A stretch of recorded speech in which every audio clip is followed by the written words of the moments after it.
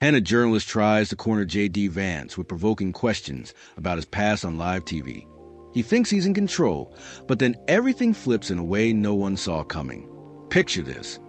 The studio lights were blazing that evening at one of America's most watched talk shows.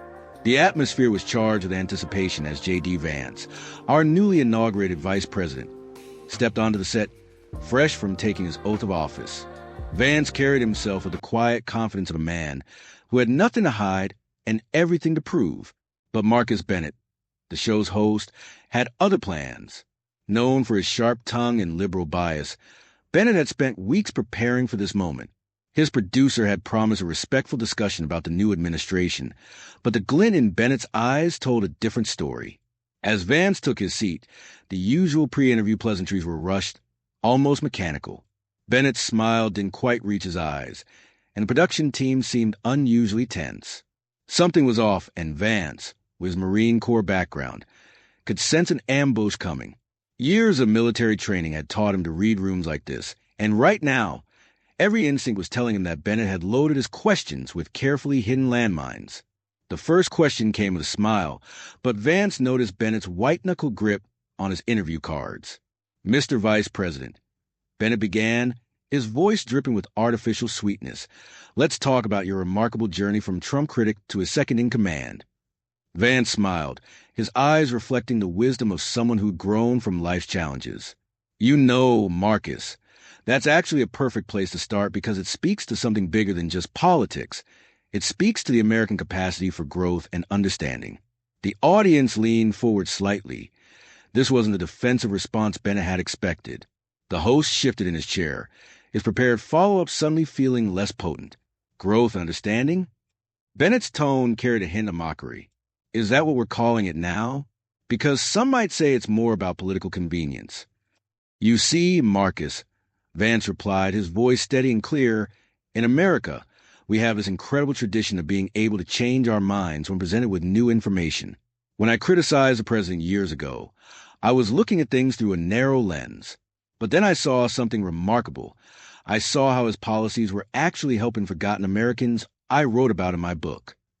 Bennett's expression tightened almost imperceptibly. "Let me ask you something, Marcus," Vance continued, his gaze direct but not confrontational.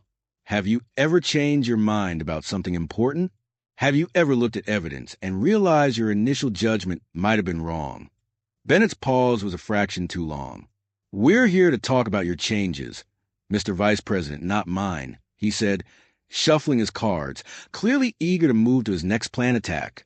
"Speaking of changes," Bennett pressed, "let's discuss your recent speech at the National Prayer Breakfast. You spoke about divine guidance and government decisions. Don't you think that a dangerous mixing of church and state?" The audience tensed. Bennett had just stepped onto sacred ground, and the glint in Vance's eyes suggested he'd been waiting for exactly this kind of challenge. "Divine guidance, Marcus?" Vance leaned forward slightly, his voice carrying the weight of conviction. "What I actually said was that our founding fathers understood the importance of moral guidance in leadership. They weren't afraid of faith, they were afraid of tyranny." A few amens echoed from the audience. Bennett's jaw tightened. "But surely in our modern, diverse society," Bennett started, but Vance raised his hand slightly. "Let me finish this thought because it's important," Vance said, his tone respectful but firm. "When I took my oath of office, I placed my hand on the Bible the same way leaders have done throughout our nation's history. Not because we're establishing a state religion, but because we understand that our rights come from God, not from government." Bennett glanced at his producer, who was watching intently from the sidelines. "You know what's interesting, Marcus?" Vance continued, his voice carrying a hint of personal reflection. "When I was a Marine, nobody questioned our chaplain's presence. Nobody complained when we prayed before missions, because in those moments of truth, even the skeptics understand there's something deeper than politics." Bennett's face flushed slightly. "Let's move on to your relationship with President Trump," he said. "Your recent statement about him being God's instrument for America's renewal, don't you think that a bit extreme?" "What I think is extreme," Vance replied, his calm demeanor unchanged, "is how some of the media seem more concerned about a leader who prays than about policies that hurt American families." He paused, letting the words sink in. But since you brought up President Trump, let's talk about results instead of rhetoric. Let's talk about what's actually happening in our communities. Since the inauguration, the studio grew remarkably quiet. Even Bennett's usual rapid-fire interruption style seemed momentarily subdued by Vance's steady presence and measured responses. Bennett's composure started cracking. Let's talk about your background, Mr. Vice President. You've written about your humble beginnings, but now you're sitting in the halls of power. Some might say you've forgotten where you came from. That's interesting, Marcus, Vance replied calmly. Because where I come from, we judge people by their character, not by how well they fit into the Washington elite's expectations. Character? Bennett scoffed. Is that what you call this complete reversal on Trump? You wrote quite passionately against him before. Yes, I did, Vance said. And you know what takes more character? Admitting when you're wrong. Standing up for what you believe in, even when people like yourself try to twist it into something else. The audience murmured in agreement. Bennett tugged at his collar. Mr. Vice President, he said, his voice taking on an edge of desperation. You've built your reputation on being a voice for working-class Americans. Yet here you are in an expensive suit, defending a billionaire. Don't you see the irony? The temperature in the room seemed to drop 10 degrees. Several audience members shifted uncomfortably, but Vance's expression didn't change. If anything, a slight smile played at the corners of his mouth. You know what I see, Marcus? Vance said, I see someone who thinks an expensive suit can change a man's values. Let me tell you something. These values, he touched his heart. The ones I learned from my grandmother in Middletown, Ohio, they don't change with your zip code or your job title. Bennett's eyes narrowed. So you're saying your transformation has nothing to do with political ambition? I'm saying, Marcus, Vance replied, that unlike some folks in the media, I don't measure success by how many people I can please. I measure it by whether I'm staying true to the principles I was raised with. Bennett shifted uncomfortably in his chair. So you're saying we should just ignore your past criticisms? That we should accept that you're now Trump's new, he paused for effect, puppet? The word hung in the air like a thrown gauntlet. Several audience members audibly gasped. But Vance's response came with the steady precision of a master chess player. You know, Marcus, that word, it reveals more about you than it does about me, Vance said, his voice measured but carrying an undercurrent of steel. In your world, maybe having a strong loyalty to someone you respect is something to mock.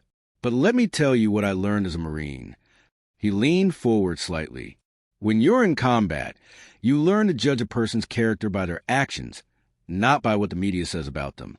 I've seen President Trump's character firsthand, not the caricature that you and your colleagues have created. The audience erupted in applause. Bennett tried to interrupt, but Vance continued. You call it being a puppet. I call it recognizing true leadership when I see it. And yes, I'm proud to serve alongside President Trump. But surely, Bennett pressed, his voice dripping with sarcasm, a man of your intellectual background must see the contradiction in supporting someone you once criticized. There you go again, Marcus, Vance replied calmly. You're so focused on trying to find contradictions that you're missing the point entirely. The real contradiction would be ignoring what I've seen with my own eyes just to please critics like yourself. The applause was now thunderous. Bennett glanced at his producer, who was making frantic gestures from the sidelines, but Vance wasn't finished.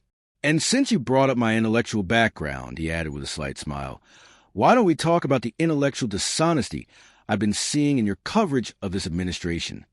My coverage? Bennett's voice rose slightly. We're not here to discuss, but we are, Vance interjected smoothly, because just last week you spent an entire segment questioning my faith, suggesting it was, what did you call it? Ah, yes, convenient election season Christianity. Bennett's face reddened. I was merely pointing out the timing. The timing of what exactly? Vance leaned forward. The fact that I've been attending the same church since before I entered politics? Or maybe you'd like to question my grandmother's faith too. The woman who taught me to pray before every meal, even when we barely had food on the table. A woman in the front row nodded vigorously. That's not what Bennett protested, but his voice lacked conviction. Let me be clear, Marcus, Vance continued, his voice carrying both strength and dignity. You can question my politics. You can disagree with my decisions, but when you start suggesting that my faith is some kind of political prop, you're not just attacking me. You're attacking every American who holds their faith dear to their heart. Bennett glanced at his notes, clearly searching for safer ground. Let's talk about your recent statements. Yes, let's talk about statements, Vance agreed. Like your statement last month suggesting that anyone who supports traditional values is, and I quote, living in the past. Tell me, Marcus, do you think the millions of Americans who go to church every Sunday, who believe in family values, who love their country, are they all just living in the past? The silence in the studio was deafening. Bennett's carefully crafted persona was crumbling with each passing moment. He fumbled with his papers. Mr. Vice President, you're trying to turn this interview around. No, Marcus. I'm trying to have an honest conversation about the contempt you and your colleagues seem to have for regular Americans, Vance said, his tone steady. You invited me here thinking you could shame me for my beliefs, my background, my support for president. But let's talk about what really bothers you.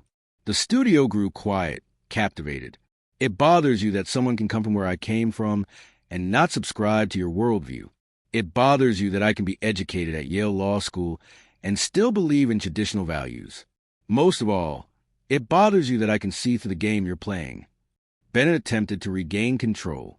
Your accusations are... Vance's expression hardened for the first time. They're not accusations, Marcus. They're observations, like how you rolled your eyes when I mentioned prayer earlier, or how you mockingly refer to my hometown as Trump country in your show last week. The rebuke hit like a thunderclap. The audience sat in stunned silence. You see, this isn't about politics, Vance continued, his voice firm but controlled. This is about respect. Respect for faith, respect for traditional values, respect for the millions of Americans who don't need your approval to love their country or support their president. Bennett's face had lost all color. He glanced at a producer again, who was now watching the exchange with a mix of concern and fascination. The interview had clearly veered far from their planned ambush. Perhaps we should move on to... Bennett began, checking his watch. Checking the time already? Vance noted with a slight smile. I notice you've been doing that ever since we started talking about faith and values. Uncomfortable territory for you, Marcus? The audience chuckled. Bennett's discomfort was now plainly visible. For someone who prides himself on hard-hitting journalism, Vance continued, you seem remarkably eager to change the subject when the conversation doesn't go your way. Bennett tried one last attack. Is this the same kind of deflection you use when you switch from criticizing Trump to praising him? There you go again, Vance replied calmly. You keep coming back to that, don't you? Let me ask you something, Marcus. Have you ever changed your mind about someone after getting to know them personally? After seeing their true character, instead of relying on media narratives? An elderly woman in the audience called out, Tell him, Mr. Vice President.